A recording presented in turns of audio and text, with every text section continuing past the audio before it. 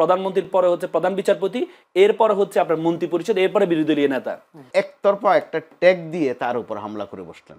তার মানে আপনি যদি যোগ্য ব্যক্তিদেরকে নিয়ে আসতেন তাহলে আপনাকে আমরা সেলুট দিতে পারতাম। একটু জালিমের মতো আচরণ করে ফেলে, এটা কিন্তু শহীদদের পরিবারগুলোকে কষ্ট দিচ্ছে।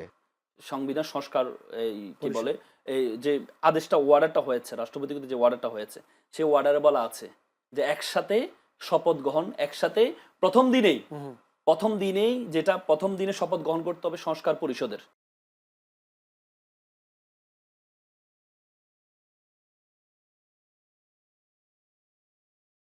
সেখানে বলা হয়েছে যে এখানে যারা নির্বাচিত হবে তারা প্রথম ৩ মাস তাদের কার্যক্রম হবে কনস্টিটিউটিভ অ্যাসেম্বলি, সংবিধান প্রণয়ন, এই কি বলে এই গণপরিষদ হবে, তাদের কাজ হবে সংবিধান প্রণয়ন করা।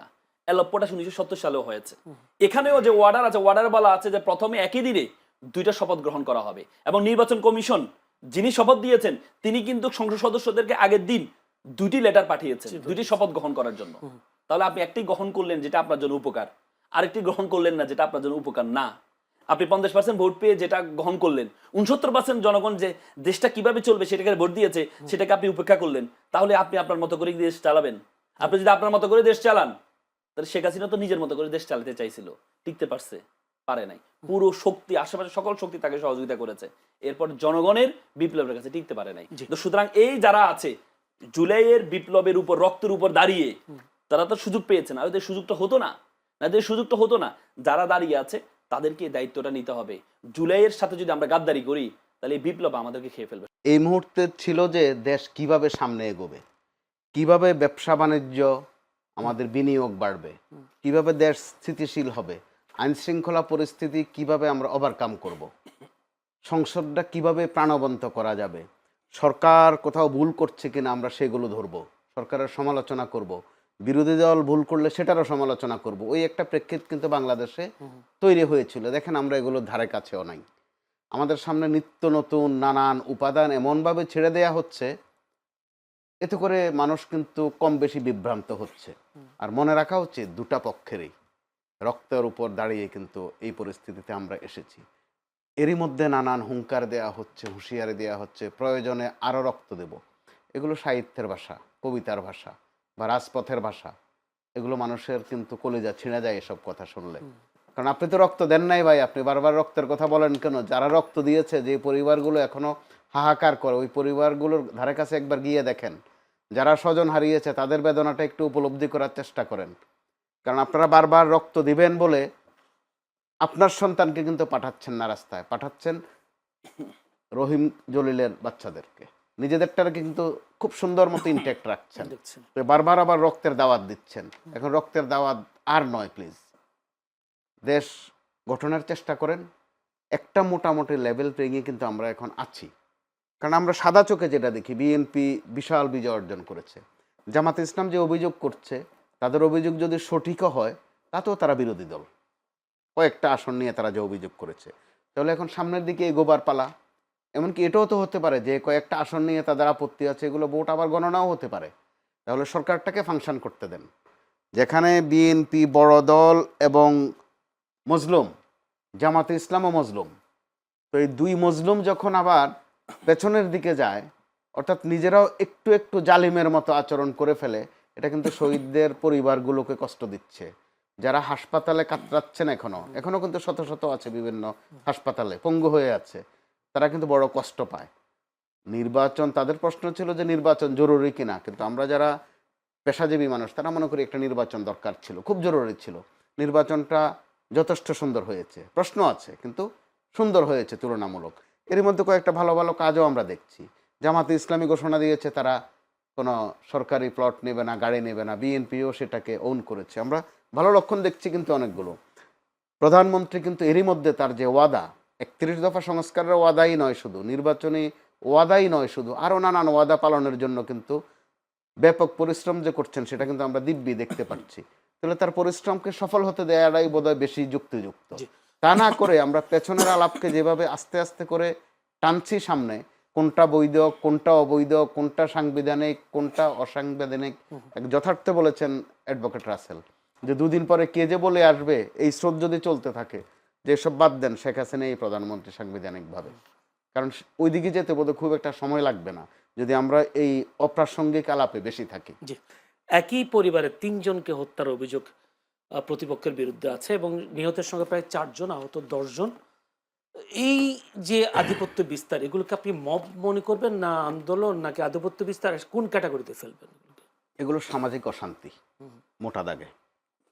তো মবের বিষয়টা স্পষ্ট, যেহেতু মন্ত্রী মহোদয় করেছেন, বুঝে শুনেই করেছেন। ডক্টর ইউনূসের সময়টাতে সংস্কার কিছু কিছু যে হয় নাই তা নয়, কিন্তু সবচেয়ে মানুষকে ভুগিয়েছে মব, আর বেশি ভুগিয়েছে আমাদের শিল্প সেক্টরকে।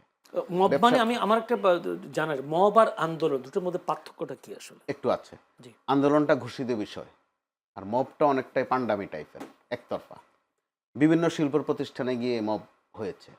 তো আমি যদি গাঁথনিতে যাই, এটা একান্ত আমার নিজস্ব উপলব্ধি যে মূল স্রোতের বাইরে গিয়ে, মূল স্রোত বলতে আমি সরকারকে মিন করছি না, আমাদের সামাজিকতা, আমাদের চিরাচরিত কালচারের বাইরে গিয়ে যখন আপনি নানান ছুতা ধরে শাহবাগে করেন আর শাপলা চত্বরে করেন, মানুষের বাসায় গিয়ে করেন, এগুলো এক ধরনের অসভ্যতা, বর্বরতা। আমরা মব বললে তো মনে হয় যেন আদর করি বুঝি, এগুলো পান্ডামি। এই পান্ডামে আমাদের অর্থনীতির সর্বনাশ করেছে গত 1.5 বছরে। ডক্টর ইউনূস সরকার এই জন্য কিন্তু কলঙ্কিত হয়ে আছে, বিশেষ করে একটি বিষয়ে। দেখা গেছে কথা নাই, বার্তা নাই, ধরা নাই, ছোঁয়া নাই, হঠাৎ করে এক জায়গায় গিয়ে অবরোধ করে বসলেন, কোনো অফিসে গিয়ে হামলা করে বসলেন, কাউকে একতরফা একটা ট্যাগ দিয়ে তার উপর হামলা করে বসলেন, তাকে বলে বসলেন ফ্যাসিস্টের সহযোগী। এগুলো কিন্তু খুব বাজে নেচার, যেটা আওয়ামী লীগ আমলে আমরা কিন্তু দেখেছি আরেক ফরম্যাটে, যে যাকে আপনার পছন্দ হবে না তার নামে রাজাকার। ডক্টর ইউনূস আমলে আমরা দেখলাম যাকেই আপনি টার্গেট করবেন তাকে প্রথমে নাম দিয়ে দেবেন, সে হচ্ছে ফ্যাসিস্টের সহযোগী অথবা দোসর। গত কয়েকদিন শুরু হয়েছে আবার, যেহেতু বড় দল দুটার মধ্যে বিরোধ, কার নাম সুপ্ত কার নাম গুপ্ত, এগুলো কিন্তু আমাদেরকে ভোগাবে। যে যেখানে সুবিধা পায়, প্রকৃত অর্থে যে গুপ্ত বা সুপ্ত ছিল সেও দেখবেন গুপ্ত বলে আওয়াজ দেয় একটা, অর্থাৎ অন্যকে ঘায়েল করার এই যে দাওয়াইটা লুপে নিচ্ছে কিন্তু দুষ্টচক্র, তারা বরাবরই এটা করে। আমি বলতে চাই এটা হচ্ছে এক ধরনের টোকাই শ্রেণী, টোকায় শুধু নানান কিছু টোকায়, কোনটা দিয়ে আপনাকে ঘায়েল করবে, কোনটা দিয়ে আরেকজনকে ঘায়েল করবে, অর্থাৎ তার রাজত্ব, তার নিজস্ব একটা রাজত্ব সে কিন্তু কায়েম করে, ওইটাই মূলত ফেসিবাদ। আমি একদম খাঁটি বাংলায় বলতে চাই সেটা বর্বরতা, অসভ্যতা। আমি একটা প্রশ্নের সাথে করি, স্বরাষ্ট্রমন্ত্রী তিনি বলেছেন কোনো দাবি নিয়ে সড়ক অবরোধ করে জনভোগান্তি করা যাবে না, অবশ্যই আপনার প্রয়োজন হলে স্মারকলিপি নিয়ে আসবেন। কিন্তু এই কথা আমার আপনাকে জানার ইচ্ছে যে ইতিহাসে এমন কোনো আন্দোলন আছে কিনা যে জনভোগান্তি তৈরি না করে দাবি আদায় হয়েছে? আছে।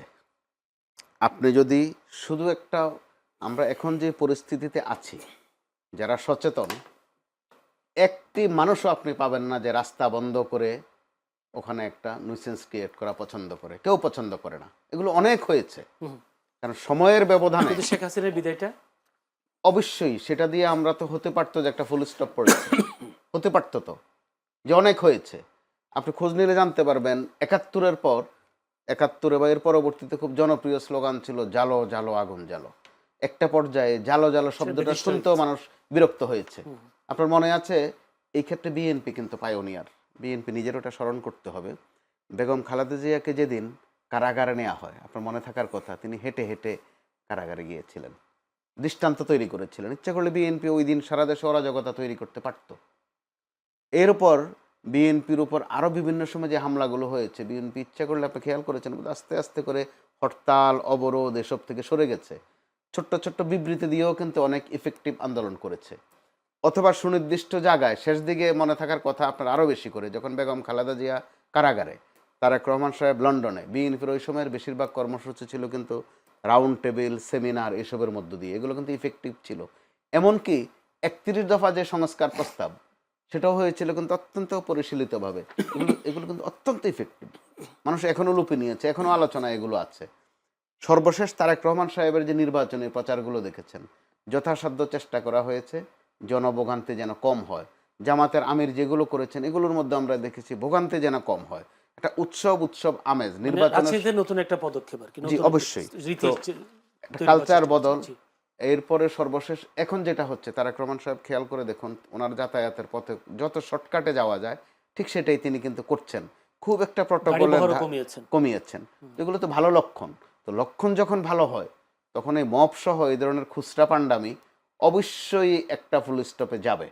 আমরা ওই আশাবাদী কিন্তু হতে পারি। জি, ধন্যবাদ। কারণ একটা সময় আমি রসিকতা করে বলি, ডক্টর ইউনূসের সময় তিনি, আমরা বরাবরই দেখি যে অন্তর্বর্তী সরকার বা তত্ত্বাবধায়ক সরকার অথবা 111 টাইপের সরকার, যে তারা একটু সাহসী হয় এবং একটু কড়া হয়।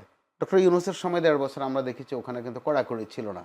মন চেয়েছে তো আপনি চলে গেছেন যমুনার সামনে, ওখানে গিয়ে নাচলেন, রাতভর থাকলেন, আজে বাজে স্লোগান দিলেন। তো ঠিক আছে, উনি ওনার বৈশিষ্ট্য মতো করেছেন, বহুত হয়েছে।